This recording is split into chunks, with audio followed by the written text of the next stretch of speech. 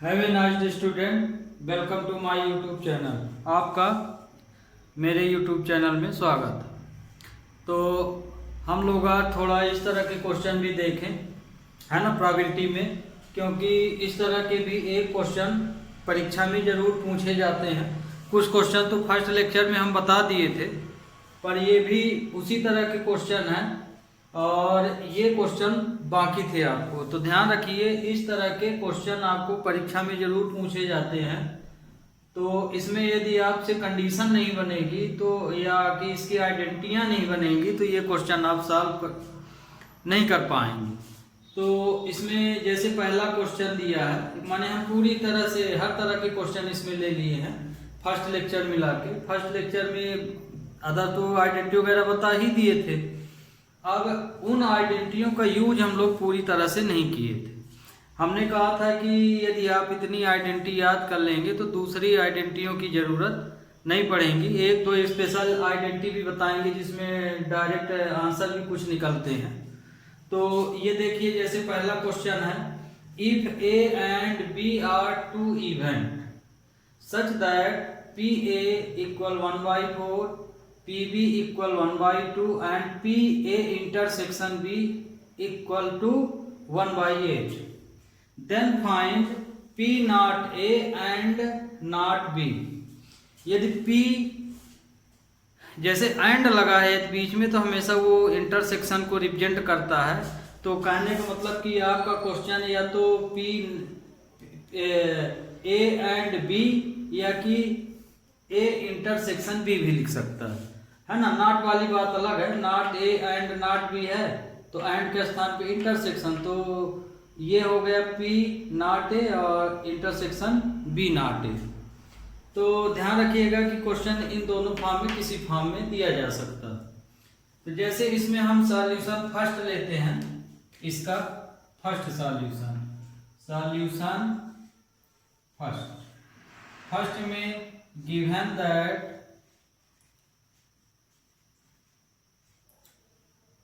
PA equal to 1/4, PB equal to 1/2 and PA intersection B 1/8 ये दिया गया है। हमको फाइंड क्या करना है, फाइंड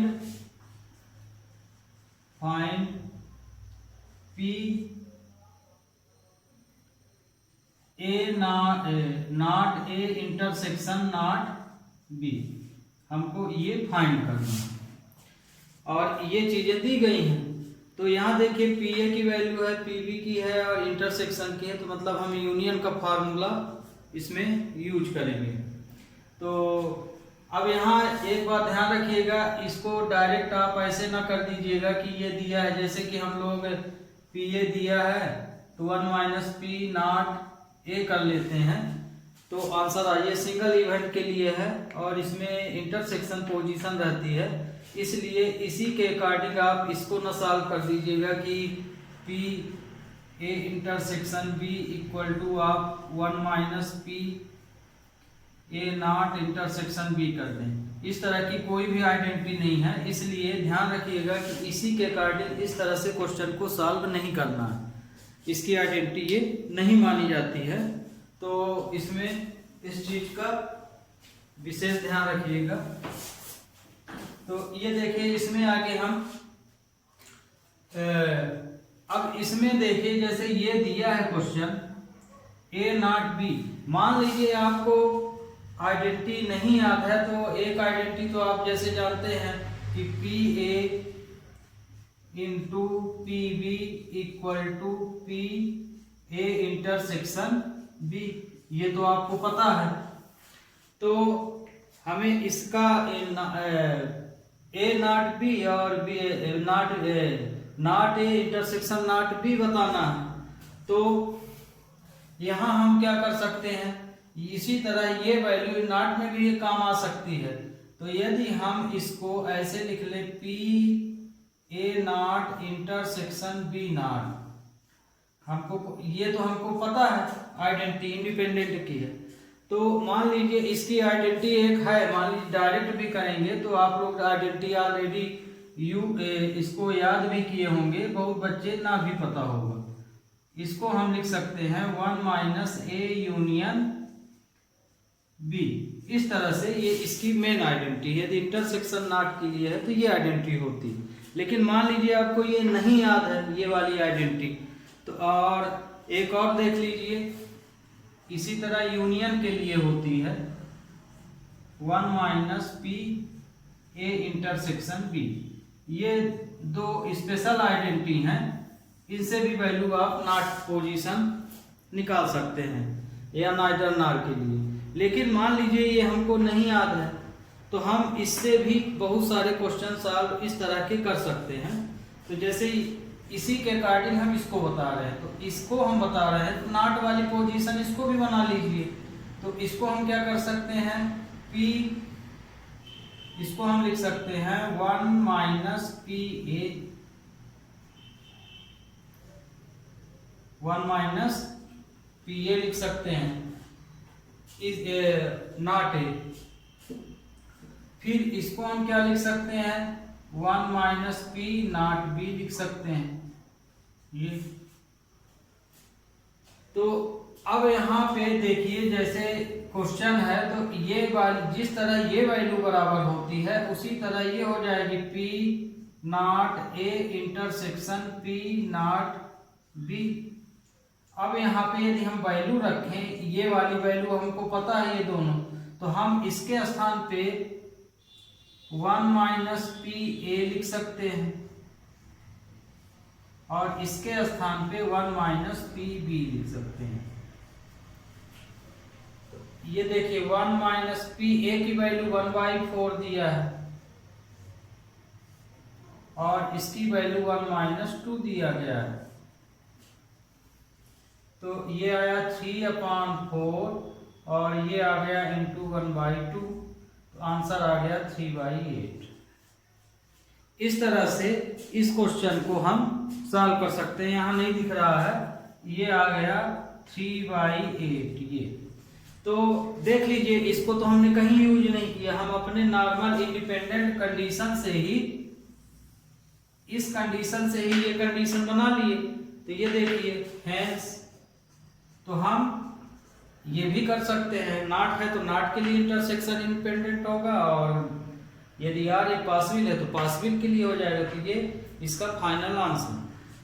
दूसरा, इसको इस आइडेंटिटी को यदि आप इस आइडेंटिटी से निकालना चाहते हैं वैल्यू ये वाली, तो आगे आपको यूनियन निकालना पड़ेगा। जब यूनियन निकलेगा ये वाली वैल्यू, तो इस वैल्यू को आगे आपको फाइंड करना पड़ेगा। तो आपको आगे P A plus P B minus P A intersection B equal to P A union B find कर सकते हैं। तो ये देखिए दूसरा तरीका है इस क्वेश्चन को सॉल्व करने का, ये कंडीशन। इस तरह से भी आप क्वेश्चन को सॉल्व कर सकते हैं। ये आइडेंटिटी तो आपको पता है, अब इसमें वैल्यू रख दीजिए। तो इसमें पी ए की वैल्यू रखेंगे तो 1/4, पी बी की 1/2, इंटरसेक्शन की भी 1/8, तो पी ए यूनियन बी निकल गया। अब इसमें इसको सॉल्व कर लीजिए तो 8 एलसीएम आया, तो 2 + 4 - 1 equal to P A union B निकला। तो ये आ गया 5/8। कितना आया 5/8 पी ए यूनियन बी निकला। तो ये तो हम पी ए यूनियन बी निकाल लिए यहाँ पे। इसके बाद ये देखिए नहीं दिख रहा है, कैमरा थोड़ा नीचे करते हैं। ये है आपका क्वेश्चन, तो ये काम कर सकते हैं इतना। तो ये देखिए यूनियन फाइंड कर लिए। अब यहाँ पे ये वाली आइडेंटिटी लगाएंगे तो P A not A intersection not B equal to 1 minus P A union B. तो 1 माइनस 5/8, तो ये आ जाएगा 3/8। ये आपकी अदर मेथड में। तो ये देखिए दोनों से ही आंसर आते हैं। तो इसमें ये है कि आप कंडीशन इंडिपेंडेंस से भी निकाल सकते हैं। आपको हमने दोनों ढंग से बता दिया है। अब ये आपकी मर्जी है कि आप किसको ज़्यादा अच्छा मानते हैं। वैसे तो मेथड हमसे पूरी बननी चाहिए, है ना। क्लास 12th है, हाई क्लास है, तो हम हर तरह की कंडीशनों से परिचित होना चाहिए। ओके, अब हम लोग अगला क्वेश्चन देखते हैं, पर थोड़ा इस कैमरे को सेट करना पड़ेगा फिर से। तो ये देखिए यहाँ पे नेक्स्ट क्वेश्चन। अब देखिए सेकंड नंबर, फर्स्ट तो बता दिए, सेकंड ये है given that PA equal to 1/2, PB equal to 7/12। अब इसमें फाइंड क्या करना है, find P not A union not B, ये फाइंड करना है। तो ये देखिए ये भी बहुत बढ़िया क्वेश्चन है। यदि जिससे आइडेंटिटी आती नहीं तो उसको समझ में नहीं आएगा कि इसका करें क्या। तो ध्यान रखिए, इसमें आइडेंटिटियां याद रखना बहुत जरूरी है। ये कंडीशन किसमें फॉलो होती है, या तो आप इंटरसेक्शन निकालिए या कि यूनियन निकालिए दोनों का।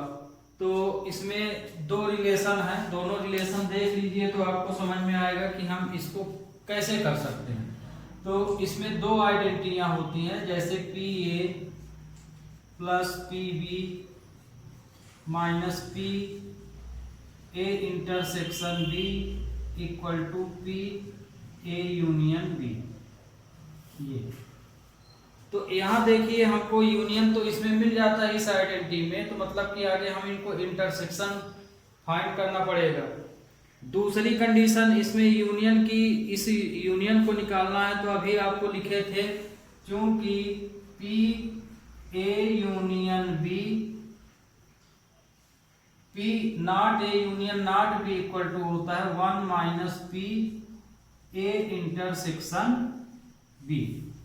तो पहला काम तो ये है कि हम यहां से क्या निकाल लें, intersection union PA union B दिया गया है। तो अब इंटरसेक्शन कहां से निकलेगा, इसमें एक क्वेश्चन ये भी बनता है ना, क्योंकि हमको ये निकालना है और दिया दो ही वैल्यू है। तो ये देखिए ये दो वैल्यू रखेंगे तो ये दोनों भी तो बाकी रह जाती है। यहाँ भी हम यूज नहीं कर सकते हैं जब तक कि हमको इसमें से ये वैल्यू नहीं मिले। तो इंटरसेक्शन अब कैसे निकालेंगे, तो इंटरसेक्शन तो आप जानते हैं इंडिपेंडेंट क्वेश्चन है। तो ये यहाँ पे पहली कंडीशन है, ये दूसरी कंडीशन हुई और ये तीसरी कंडीशन है PA into PB equal to PA intersection B। तो ये देखिए यदि ये इंडिपेंडेंट कंडीशन है तो हम इनका प्रोडक्ट ले लेंगे तो इंटरसेक्शन पा जाएंगे। इंटरसेक्शन की वैल्यू हम यहाँ रख देंगे तो ये डायरेक्ट मिल जाएगा, है ना। ये वाली आइडेंटिटी बिना यूज किए हम इन दोनों को यूज करके पा सकते हैं। तो ध्यान रखिए जब इस तरह के क्वेश्चन आते हैं तो आइडेंटिटियां हम किस तरह यूज करें। तो आप आगे आइडेंटिटी जो जो यूज आपके माइंड में चल रहा उनको जरूर इस तरह से लिस्टेड कर लीजिए। तो जब आप आइडेंटिटी लिस्टेड करेंगे तो आपको ये क्वेश्चन अपने आप समझ में आएगा कि हम किस तरह से इसको यूज करें। तो अब देखिए इसमें इस क्वेश्चन को सॉल्व करने के लिए पहले हमको ये आइडेंटिटी यूज करनी पड़ेगी। तो सॉल्यूशन लेंगे, सॉल्यूशन तो ये है। तो इसमें PA, तो इस आइडेंटिटी को हम लोग यूज कर रहे हैं। तो अब देखिए तो हम आपको आइडेंटिटी समझाए हैं, क्वेश्चन हम यहाँ लगा सकते हैं। तो सॉल्यूशन हम ये ले रहे हैं इधर बगल में, सॉल्यूशन सेकंड है, hence PA into PB equal to PA intersection B। तो हमको PA PB की वैल्यू दिया है तो ये आ जाएगा 1/PA की value 1/2 given PA equal to दिया है 1/2 PV इक्वल टू 7/12, ये गिवन में है, इसलिए P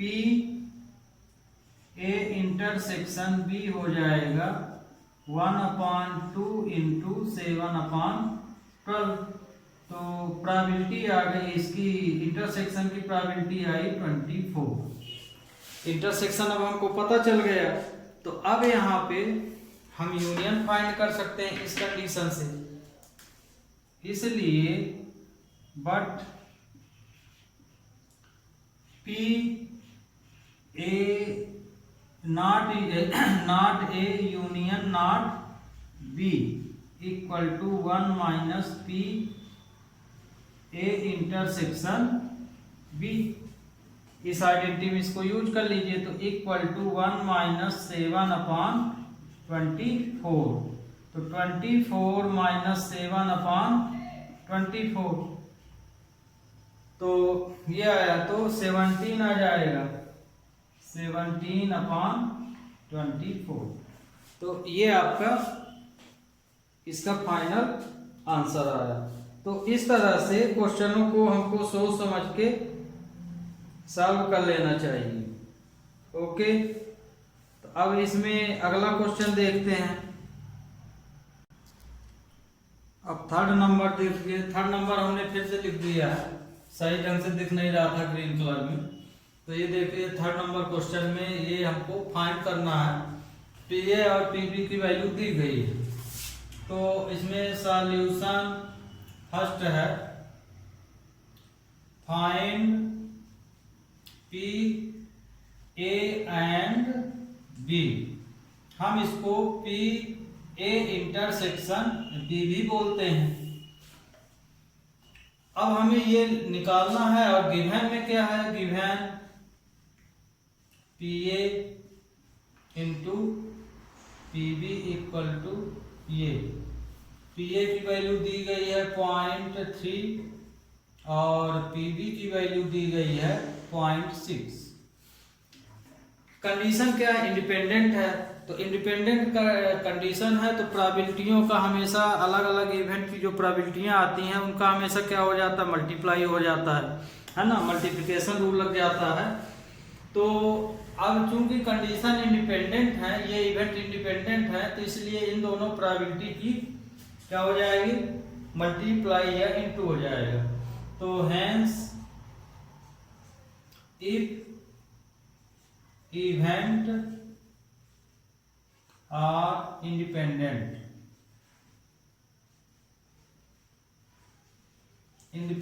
तो उस कंडीशन में PA into PB equal to PA intersection B होता है।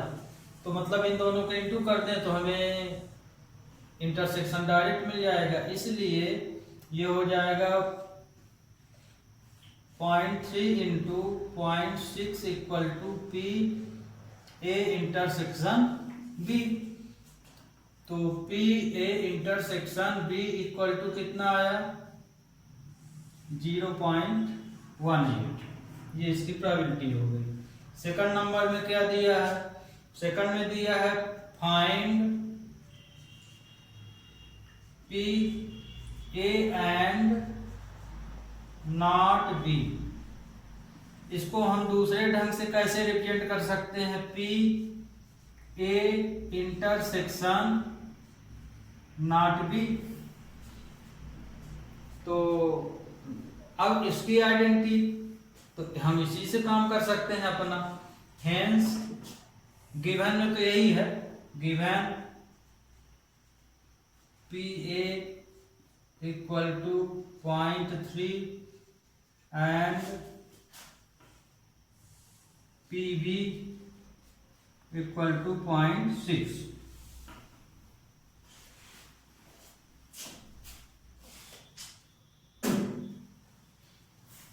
अब इसमें देखिए हमको A इंटरसेक्शन नॉट B चाहिए, तो आइडेंटिटी तो मेन हमारी क्या होती है, इसमें इंडिपेंडेंट की ये वाली होती है। तो हेंस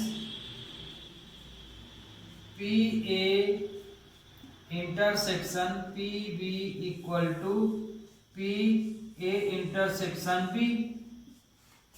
तो या तो हम नॉट बी की वैल्यू अलग से निकाल लें फिर इसमें इंटू करें या यहीं पे लगा लें, दोनों तरीका है। तो हम चूंकि ये वाली नॉट कंडीशन है, ये पोजीशन की इवेंट भी नॉट पूछा है, ये आने की प्रोबेबिलिटी है ना आने की, तो हम इसको क्या कर सकते हैं, इसी को देन हम इसे लिख सकते हैं पी ए 1 माइनस पी। अब नॉट की कंडीशन जैसे यहाँ पे हमको बनाना है तो हम इसी के अनुसार लिख सकते हैं पी नॉट बी पी, तो हम इसको लिख सकते हैं P A intersection not B, क्योंकि दोनों इवेंट इंटू होगा तो वहां वही रहेगा, यदि नॉट का है तो यहाँ नॉट रहेगा। तो अब इसकी वैल्यू तो हमको यहाँ पता नहीं है, तो इसको हम क्या लिख सकते हैं P A 1 minus P B लिख सकते हैं। तो ये वैल्यू जो है इसी के बराबर होगी पी ए इंटरसेक्शन बी के। अब यहाँ पे ये वैल्यू रख दीजिए जो दिया गया है, तो पी ए की वैल्यू क्या है 0.3, 1 माइनस पी बी की वैल्यू है 0.6 equal to P A intersection B not B. ये तो 0.3 इसमें इसको माइनस करेंगे तो 0.04 आएगा equal to P A intersection not B. तो अब इसका मल्टीप्लाई कर दीजिए तो आपका फाइनल आंसर क्या आया P A intersection not B equal to 0.12 आ गया। तो इस तरह से आइडेंटिटियां यूज कर लेना चाहिए। यदि यहाँ नॉट है तो इंडिपेंडेंट में आप जान ही रहे कि इंडिपेंडेंट है कंडीशन, चाहे वो आने की हो या ना आने की हो, हम उसका इंटू करेंगे तो इंटरसेक्शन उसी के अकॉर्डिंग आएगा। ओके, तो अब ये भी आपको क्वेश्चन अच्छी तरह से समझ में आ गया होगा। अब अगला क्वेश्चन देखते हैं। अगले क्वेश्चन में क्या दिया है, ए आर बी एंड लगा तो इंटरसेक्शन, आर लगा तो यूनियन। तो इस क्वेश्चन को अब हम मिटाएं। देखिए लास्ट का नहीं आया है, इसमें भी थोड़ा सा कैमरा हमको बढ़ाना पड़ेगा। ये यहाँ ये ओके, अब आपको ये सही ढंग से दिख रहा होगा। तो अब अगला क्वेश्चन है, इसमें अगला क्वेश्चन है ये,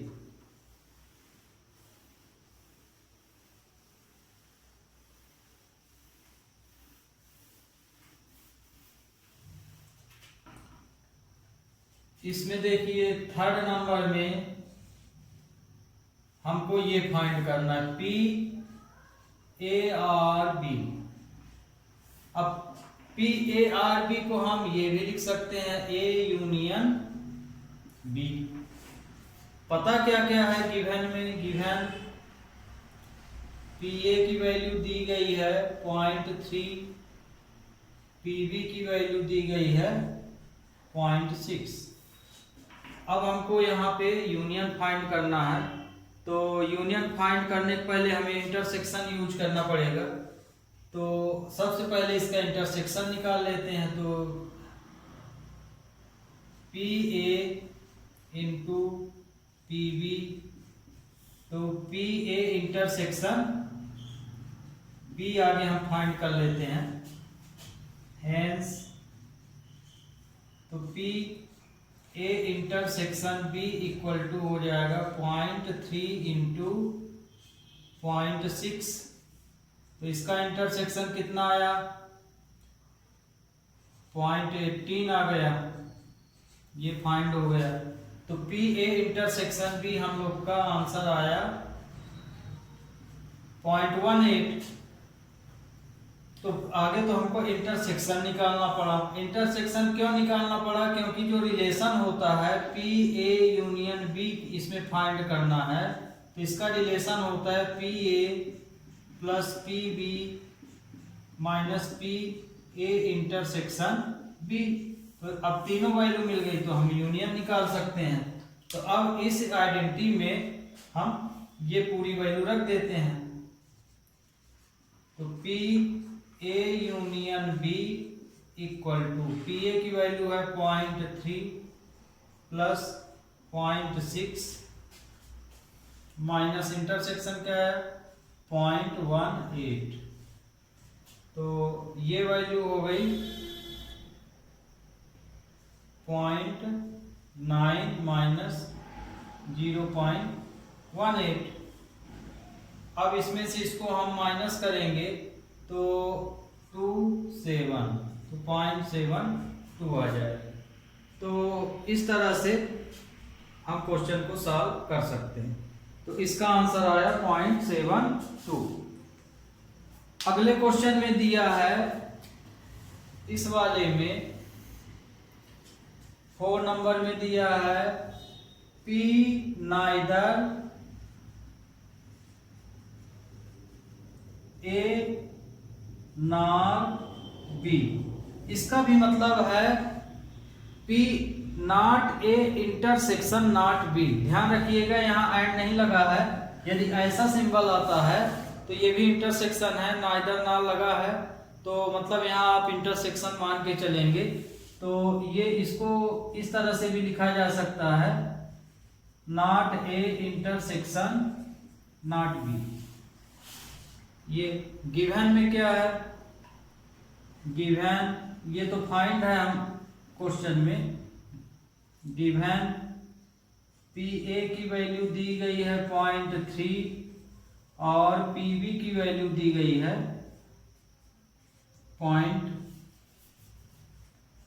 पी बी इक्वल टू 0.6 ये दिया गया है। इंटरसेक्शन निकालना है हमको। तो अभी हम लोग यूज किए थे आइडेंटिटी, अभी शुरू में बताए थे आपको कि पी ए इंटरसेक्शन बी की वैल्यू होती है P A into P B. अब यदि दोनों नाइदर हैं तो इसको हम निकालने के लिए डायरेक्ट पी ए इंटर ये वैल्यू निकालने के लिए सेम इसी तरह इस आइडेंटिटी को हम बना लेंगे।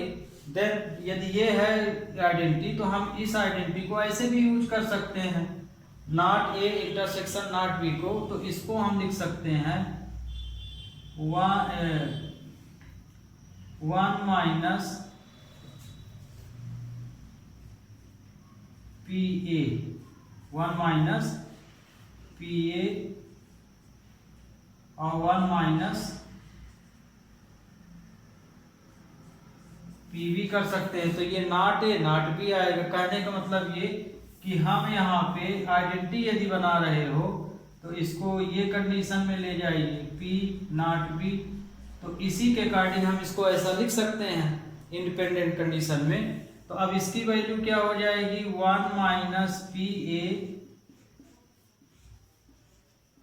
1 माइनस पी बी। इसमें वैल्यू रख दीजिए 1.3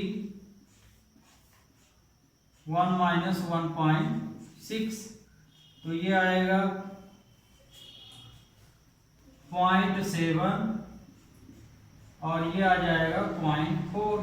तो ये आइडेंटिटी प्रोबेबिलिटी आ गई 28। तो P not A intersection not B, तो इसको हम नाइदर ए नॉर बी भी बोलते हैं। इस चीज को आप ध्यान रखिएगा। ओके स्टूडेंट, तो लगभग आपको हम इस तरह के अब पूरी तरह से क्वेश्चन हर तरह की कंडीशन आपको बता दी गई है।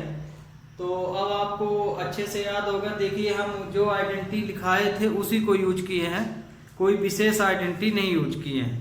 विशेष आइडेंटिटी में यदि आपको ध्यान रखना है कुछ चीजें डायरेक्ट हैं तो ये आइडेंटिटी जरूर ध्यान रखिएगा। P A intersection B equal to होता है 1 minus P A union B. एक ये स्पेशल आइडेंटिटी है और इसकी दूसरी आइडेंटिटी है ए यूनियन बी। यदि निकालना है डायरेक्ट आपको तो 1 minus P A intersection B. तो इस आइडेंटिटी को, ये स्पेशल आइडेंटिटी है, इसको आप याद रख सकते हैं। लेकिन शुरू की आइडेंटिटी यदि आप ध्यान दें तो 2 ही 3 है, उनसे ये हम सब चीजें फाइंड कर सकते हैं। Okay, we take next question. इसमें देख लीजिए लगभग सभी क्वेश्चन दिखा दिए हैं। ये नहीं दिख रहा था तो इसको ऊपर किए थे, ये पूरा है ये क्वेश्चन यहाँ पे इस तरह से। ये तो अब आपको क्वेश्चन पूरा ही दिख रहा होगा। ये पूरे क्वेश्चन को हम यहाँ अब समझ में आ ही गया होगा। Okay, we take next question. इस क्वेश्चन में देखिए, 2 ball are draw at random with replacement from a box containing 10 balls, 10 black balls and 8 red balls. Find the probability that 2 ball जो है बिना देखे हुए निकाली जाती हैं, है ना, और उनको निकालने के बाद रिप्लेसमेंट भी किया जाता है, माने जो बॉल निकाल रहे हैं उसको फिर से बॉक्स में आप डाल देते हैं। तो मतलब कि यहाँ हर कंडीशन में एनएस वही रहेगा। तो ध्यान रखिएगा, यदि रिप्लेसमेंट दे देता है कि रिप्लेसमेंट किया जा रहा है कोई भी आर्टिकल का या कोई भी चीज़ है, बॉल है, ताश है, या कोई भी कार्ड है कि कोई भी ताश के पत्ते हैं, यदि उनको रिप्लेस किया जाता है तो हमेशा एनएस वही रहता है। तो यहाँ भी जो बॉल निकाली जा रही हैं उन्हें रिप्लेस भी किया जा रहा है, तो मतलब ये कि एनएस सेम वही रहेगा। तो 2 बॉल निकाला जा रहा है बिना देखे हुए बॉक्स से, तो यदि उस बॉक्स में 10 ब्लैक बॉल्स हैं और 8 रेड बॉल हैं, तो प्रोबेबिलिटी बताइए कि दोनों बॉल रेड होने की प्रोबेबिलिटी बताइए। फिर सेकंड इसमें क्वेश्चन है, फर्स्ट बॉल ब्लैक होनी चाहिए, सेकंड बॉल रेड होनी चाहिए। फिर तीसरा दिया है, 1 of them is black and other is red. पहली गेंद ब्लैक ही हो और दूसरी रेड ही हो, ये हमको निकालना। तो कुल मिला के हमें 2 बॉल निकालना है, मतलब कि वो क्या बोल रहा है कि इंटरसेक्शन निकालिए। कुल मिला के वो इंटरसेक्शन की बात कर रहा है, क्योंकि 2 बॉल निकाल रहे हैं तो 2 बॉल का मतलब इंटरसेक्शन हुआ, अलग अलग तो पूछा नहीं यहाँ। तो ये इंडिपेंडेंट कंडीशन है। तो इसको हम सॉल्व कैसे करेंगे? Here given total numbers of balls NS equal to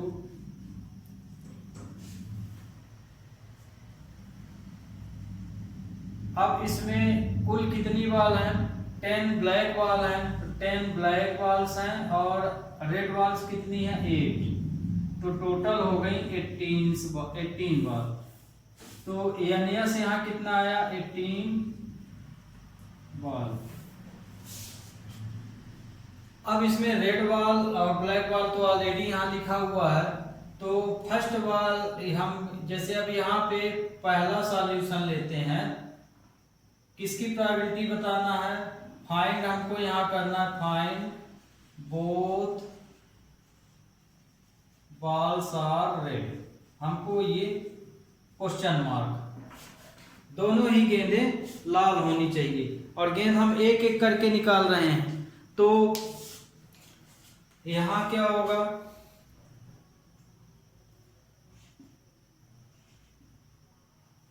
first ball is red, first ball when the first ball is red.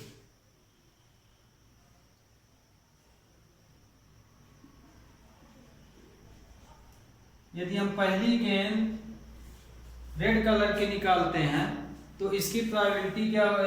Probability first ball is red. तो एन सी एक गेंद खींच रहे हैं तो कुल टोटल नंबर ऑफ बॉल कितनी है? ध्यान रखिए यहाँ हम एन सी आर लगा रहे हैं।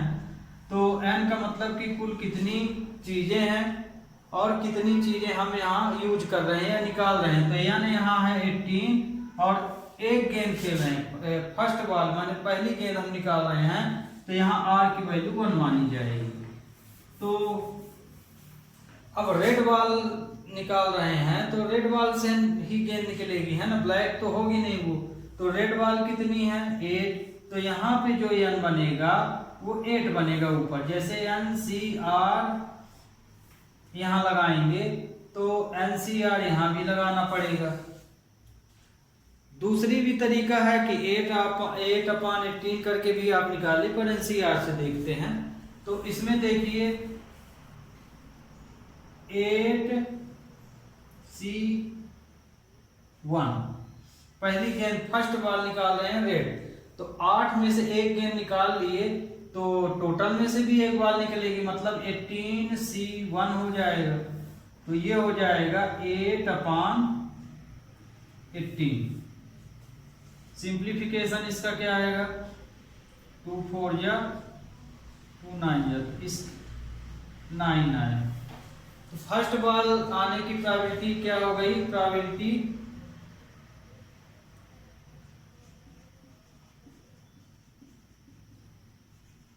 Probability first ball is red. तो चूंकि दोनों ही बॉल रेड आ रही हैं तो उसकी भी प्रोबेबिलिटी यही आएगी।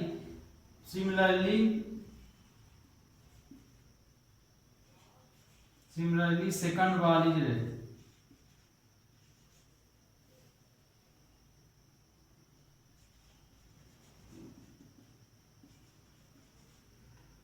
इसकी भी प्रोबेबिलिटी 4/9 आए। तो फर्स्ट बॉल यहाँ आप इसको ऐसे भी रिप्रेजेंट कर सकते हैं, जैसे यहाँ PR1 इक्वल टू हमने कर लिया यहाँ PR2, या E1 E2 भी ले सकते हैं। तो R1 का मतलब पहली गेंद रेड है और दूसरी भी बॉल रेड है, तो बोथ बॉल आर रेड है, यहाँ क्वेश्चन है। तो बोथ बॉल आर रेड, इसलिए बोथ balls are red, मतलब ये कि PA intersection B equal to PA into PB। तो 4/9 इंटू 4/9, तो इसका आंसर आया 16/81। तो दोनों बॉल सफेद होने की प्रोबेबिलिटी है 16/81। ओके, तो ये भी आपको क्वेश्चन अच्छी तरह से पहला नंबर समझ में आ गया होगा। इसी का सेकंड नंबर देखते हैं। तो सेकंड नंबर में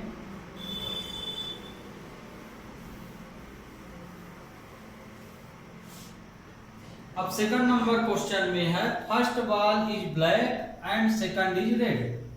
तो ये तो केस वही रहेगा, सेकंड नंबर में हो जाएगा फाइंड, यहां क्या करना है, first ball is red, first ball is black and second is red. ये इसकी प्रोबेबिलिटी बताना है। तो मां पहली बार ब्लैक ही होना चाहिए, तो प्रोबेबिलिटी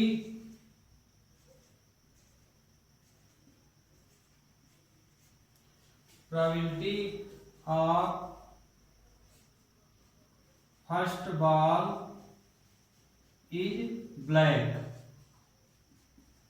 तो फर्स्ट बॉल ब्लैक है तो हम इसको PB से रिप्रेजेंट कर दिए, B मीन्स ब्लैक, है ना। यहाँ आप अपने ढंग से भी लिख सकते हैं, बॉल दो ही खींचना है। तो अब हम किससे बॉल खींच रहे हैं, ब्लैक बॉल खींच रहे हैं। तो माने ब्लैक बॉल कितनी है 10, तो ये हो जाएगा 10C। अब कितनी गेंद खींच रहे हैं 1, तो 10 में से एक गेंद खींच लिए तो मतलब 10C1 बना। तो टोटल में से भी एक निकलेगी, क्योंकि बॉल तो हम रिप्लेस करते हैं, तो बॉल जो निकालते हैं उसको फिर से बॉक्स में डाल देते हैं, तो NS तो वही है। तो मतलब कि 18 में भी एक बॉल निकल जाएगी। तो अब इसकी प्रोबेबिलिटी हो जाएगी 10/18, तो 2 5 या 2 9 या, तो इसकी प्रोबेबिलिटी आई 5/9। सेकंड बॉल के लिए बोला है red and probability of second ball is red। तो रेड बॉल की प्रोबेबिलिटी यहाँ हो जाएगी। अब रेड बॉल से निकालेंगे तो रेड बॉल कितनी है, 8 है, तो 8 से 1 निकलेगी, तो 8C1 अपॉन 18C1 हो जाएगा।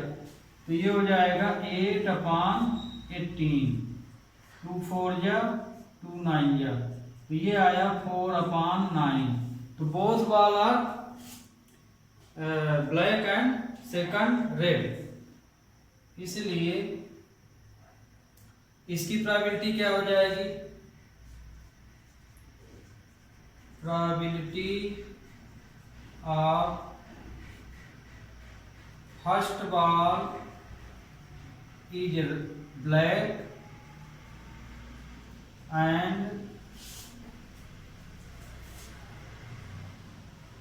सेकंड बॉल इज रेड, मतलब इंटरसेक्शन। तो किसका इंटरसेक्शन निकलेगा, पी बी इंटरसेक्शन आर, क्योंकि हम ये यहाँ पे बी और आर माने, तो ये प्रोबेबिलिटी हो जाएगी P B into P R, दोनों का इंटू कर दीजिए, तो 5 अपॉन 9 इंटू 4 अपॉन 9, तो इसकी प्रोबेबिलिटी आ गई 20 अपॉन 81। तो ये आपका सेकंड नंबर हो गया। अब थर्ड में आते हैं। सेकंड नंबर में ये भी आ गया होगा आपको समझ में। अब थर्ड नंबर लेते हैं। तो थर्ड नंबर में क्या दिया गया है, one of them is black and other is red.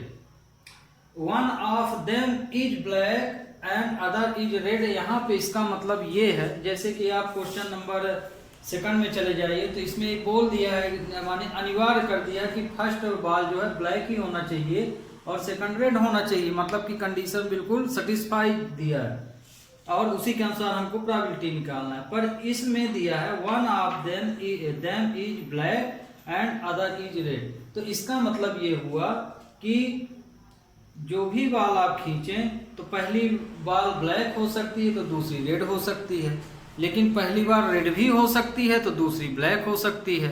यहाँ कोई ऐसी अनिवार्य कंडीशन नहीं दिया कि पहली ही गेंद हमारी ब्लैक हो या दूसरी बॉल रेड हो, या पहली बॉल रेड हो या दूसरी बॉल ब्लैक हो। तो कहने का मतलब कि इसमें हमें दोनों कंडीशन निकालना पड़ेगी, पहली बॉल ब्लैक आने की प्रोबेबिलिटी और दूसरी रेड, और फिर दूसरी रेड बॉल, पहले रेड बॉल आने की प्रोबेबिलिटी फिर दूसरी ब्लैक। तो दोनों कंडीशन निकालने के बाद यहाँ पे हमको क्वेश्चन को ऐड करना पड़ेगा। ओके, क्योंकि यहाँ दोनों कंडीशन है तो अथवा लग रहा है बीच में और लग जाएगा, क्यों, क्योंकि ये भी पॉसिबल है और ये भी पॉसिबल है, माने आर आर बी, मतलब कि या तो रेड बॉल आ सकती है अथवा ब्लैक भी हो सकती है। तो कहने का मतलब कि ये यूनियन से संबंधित क्वेश्चन है आपका। तो यहाँ पे प्रोबेबिलिटी आपकी प्लस होगी इंटरसेक्शन के बाद। तो अब इसमें देखिए थर्ड नंबर में one of them is black and other is red. तो प्रोबेबिलिटी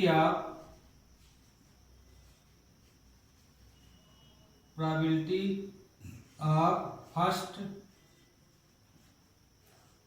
बॉल इज ब्लैक, आप रेड भी लिख सकते हैं, तो ये हो जाएगा पी बी। तो एन की वैल्यू ब्लैक बॉल है यहाँ 10, तो 10C1 अपॉन 18C1, तो ये आ जाएगा 10 अपॉन 18, तो ये 5 अपॉन 9 इसकी प्रोबेबिलिटी है। अब and probability of second ball is red, second ball red आने की प्रोबेबिलिटी हो जाएगी PR equal to 8C1 upon 18C1, क्योंकि 8 में से निकलेंगी बॉल, तो ये आ जाएगा 8 अपॉन 18, तो 4 अपॉन 9 आ गया। तो इसका इंटरसेक्शन क्या आएगा, बोथ बॉल, इसलिए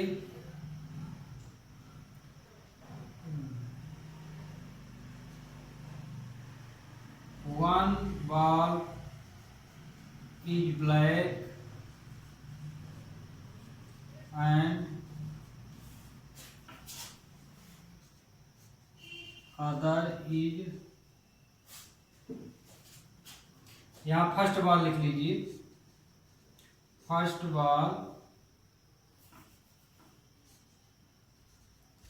is black and second is red. इसकी प्रोबेबिलिटी हो जाएगी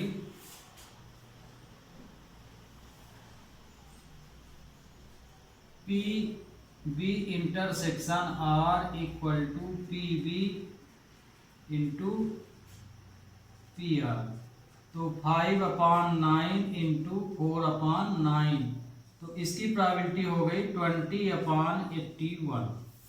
तो ये तो आपका पहला केस हुआ। ये केस किस ढंग का लिया गया, पहली बार हम लोग ब्लैक निकाले और दूसरी बार रेड, तो चूंकि इसमें ऐसी कोई कंडीशन नहीं दिया है तो इसके चांस ये भी हो सकते हैं कि पहली बार रेड निकली हो, दूसरी बार ब्लैक निकली हो। क्यों?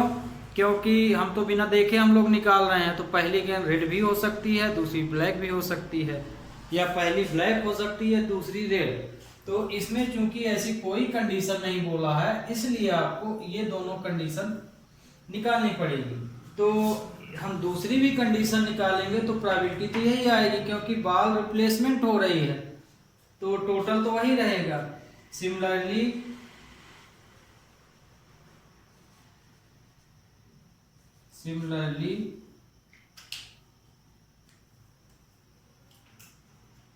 we are find first ball is red।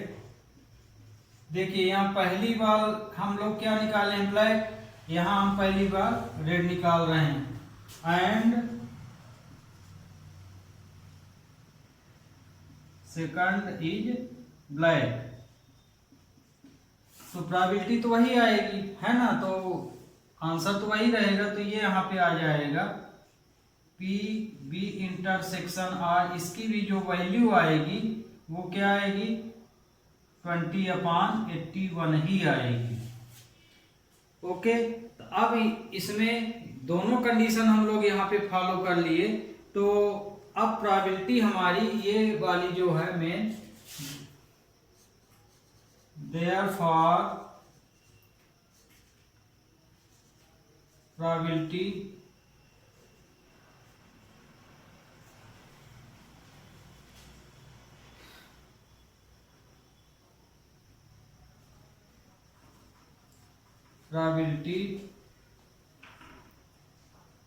one of them is black and other is red। इसकी प्रोबेबिलिटी हो जाएगी, दोनों ही कंडीशन यहाँ प्लस हो जाएगी। तो यहाँ देखिए इसके अनुसार हमको लिखना चाहिए, हालांकि मिस्टेक नहीं है, पर यहाँ हमें R पहले निकाले हैं, इसको बाद में, तो हम ऐसे लिख ले तो हमको पता चल जाएगा इसमें से कि किसको पहले निकालना है किसको बाद में। तो ये हो जाएगा PB intersection R plus PR intersection B, तो ये हो जाएगा 20 अपॉन 81 प्लस 20 अपॉन 81, इसकी प्रोबेबिलिटी आ गई 40 अपॉन 81। तो ये क्वेश्चन आपका कंप्लीट हुआ।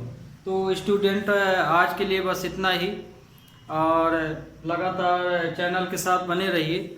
आपको प्रोबेबिलिटी जो है पूरी तरह से अच्छे ढंग से पढ़ाई जा रही है, और साथ में ये सब क्वेश्चन इंपॉर्टेंट हैं। यदि बेस समझ गए तो कोई भी क्वेश्चन आ जाए आप बड़े आराम से सॉल्व कर सकते हैं। लेकिन इन क्वेश्चनों को पहले जो क्वेश्चन हम बताए थे तो बहुत स्टूडेंट इस तरह के क्वेश्चन को बहुत हल्के से ले लेते हैं। तो आपको बता दें कि इस तरह क्वेश्चन ज़रूर आते हैं जो आज हम बताए हैं क्वेश्चन, इस क्वेश्चन के पहले जो इसी लेक्चर में बताए हैं और फर्स्ट लेक्चर में भी बताए थे। तो आप मान के चलिए कि उस तरह का एक क्वेश्चन तो परीक्षा में आएगा ही। और वर्ड प्रॉब्लम इसमें, कंडीशनल प्रॉब्लम इसमें जो हम लोग ये प्रॉब्लम पढ़ रहे हैं वो कौन सी पढ़ रहे हैं, कंडीशनल पढ़ रहे हैं। तो कंडीशनल प्रॉब्लम आपके सिलेबस में बहुत सारे हैं, तो उनको आप ज़रूर अच्छी तरह से देखिए। Okay, have a nice day.